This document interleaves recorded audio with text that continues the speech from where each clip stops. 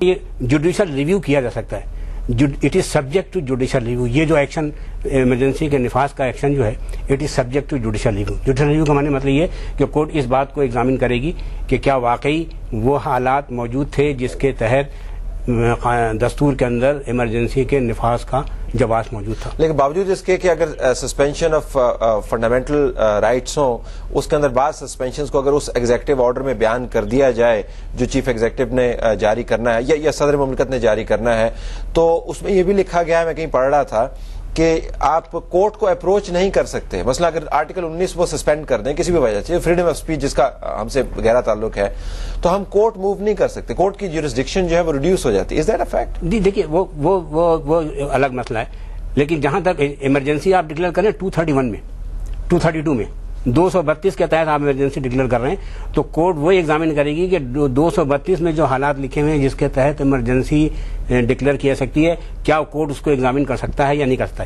یہ کام judicial review میں آتا ہے. تو جب ہم یہ ڈٹرمن کرتے ہیں کورٹ میں کہ کیا واقعی وہ معروضی حالات موجود تھے جس کے تحت ایمرجنسی کے نفاذ ممکن تھا، تو وہ 232 میں ہم ایگزامن کرتے ہیں. وہ اس کے لیے کوئی پابندی نہیں ہے. یو ٹیک آن دس بجنزی صاحب کہ نیت کا ضامن کون ہے اور نیت کا ناقد کون ہے، نیت کا جج کون ہے.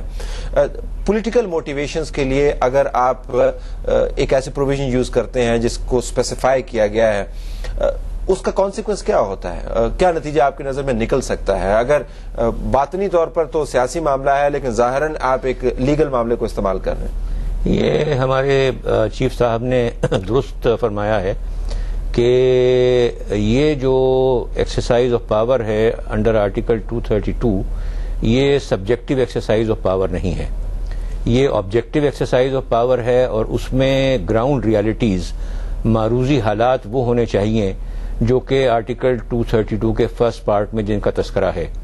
اور دیگر میں اس کے متعلق آپ سے یہ عرض کروں گا کہ یہ تو جہاں تک کہ تعلق ہے آرٹیکل 232 کا ہے، لیکن ہمارے عدالتوں نے ایک لمبا سفر طے کیا ہے رول آف لا کو یہاں اسٹیبلش کرنے کے لیے. اور بہت سارے معاملات ایسے تھے جیسے سپیریئر کورٹس کے ججز کی اپوائنٹمنٹ ہے الجہاد کیس کے اندر، اس کے بارے کے اندر بھی یہ کہا گیا کہ اس کے اندر بھی کچھ آبجیکٹو فیکٹرز ایسے ہیں جن کو کہ ایگزامن کیا جا سکتا ہے، اور اگر تو کسی کے ساتھ زیادتی ہو یا کوئی امپراپر اپوائنٹمنٹس ہوں تو وہ عدالتوں کے اندر چیلنج کیے جا سکتے ہیں.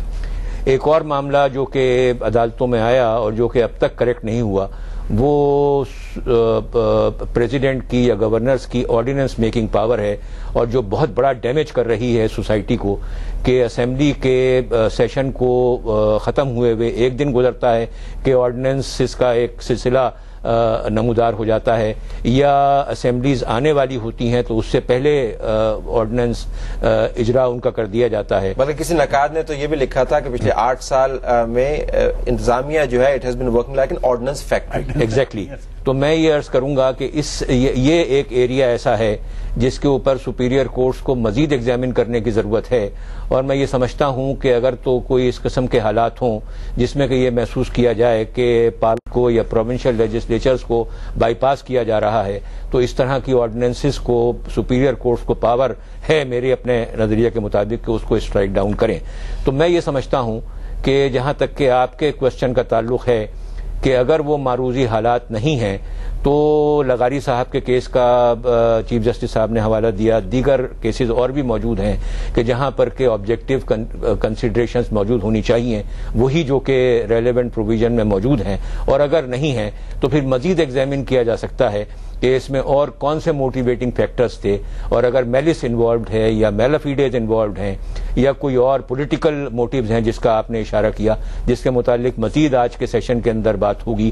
تو اس شکل میں میں سمجھتا ہوں کہ سب سے پہلے تو پارلیمنٹ کے پاس جب وہ ریٹیفیکیشن کے لیے جائے، کیونکہ 1 مہینے کے اندر اندر پارلیمنٹ کے جوائنٹ ہاؤس میں اس کو رکھنا پڑتا ہے، اور سب سے پہلے تو پارلیمنٹ کو اس کو ریجیکٹ کر دینا چاہیے.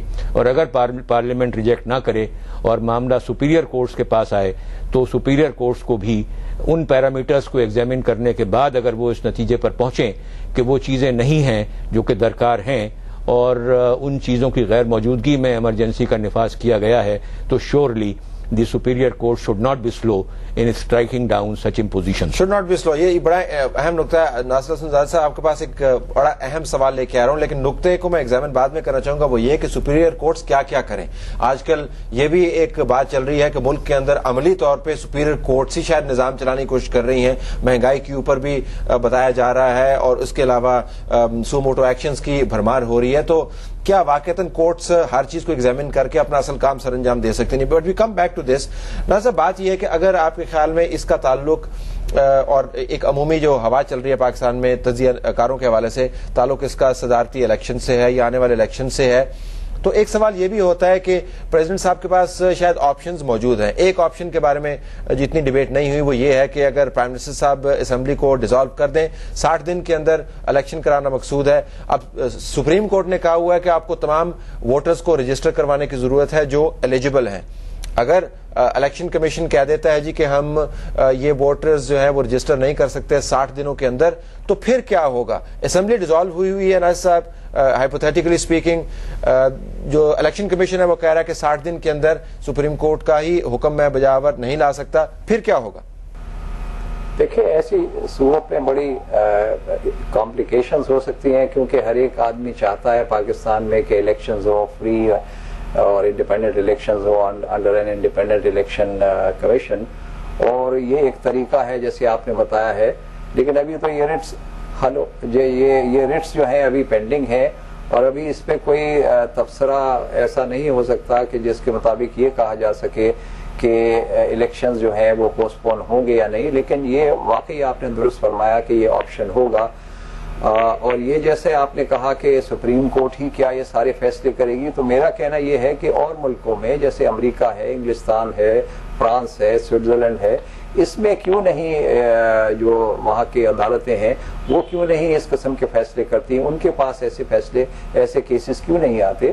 تو اس کی وجہ یہ ہے کہ ہمارے ہاں جو مقننہ ہے, ہمارے ہاں جو ایگزیکٹو ہے, وہ اپنے ذمہ داریاں کانسٹیٹیوشن کے مطابق ادا نہیں کر رہی. اسی لیے لوگوں کے پاس اور سول سوسائٹی کے پاس اور کوئی راستہ نہیں رہ جاتا سوائے اس کے کہ وہ کورٹس کو اپروچ کرے.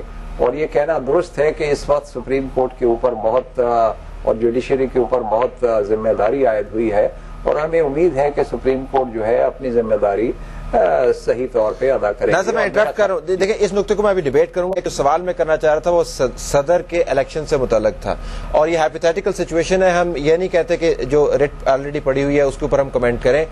60 دن کے اندر الیکشن کروانا ہے, الیکشن کمیشن کہتا ہے کہ میں رجسٹر نہیں کر سکتا ووٹرز کو, تو کیا ہوگا؟ جو انٹرم پیریڈ ہے وہ ایکسٹینڈ ہو سکتا ہے کانسٹیٹیوشنلی؟ میرا خیال ہے کورٹ کے فیصلے کے مطابق تو ہو سکے گا, ویسے تو نہیں. آپ یورپ جی okay let me bring it, ویسے نہیں ہو سکے گا. میرا خیال کورٹ کے پاس جانا ہوگا, کورٹ کے اوپر ہی ہوگا. کورٹ کے اوپر جیسے مجھے یاد ہے کہ یہ ایک 1988 میں ایک زمانہ آیا تھا کہ ضیاء الحق صاحب کا انتقال ہو گیا تھا, اور اس کے بعد بجٹ جو ہے اس میں ذرا کچھ دیر تھی. تو اس میں یہ ہوتا ہے کہ آپ کو بجٹ پاس کرانا ہوتا ہے, 3 مہینے کے اندر آپ کا الیکشن ہوتا ہے, اور 4 مہینے کے آپ گورنمنٹ کو اجازت ہوتی ہے کہ وہ ایکسپینسز کر سکے. تو پھر ایک 186 میں ایڈوائزری جورسڈکشن میں درخواست دی گئی تھی کورٹ کو کہ ان حالات میں کیا کیا جائے.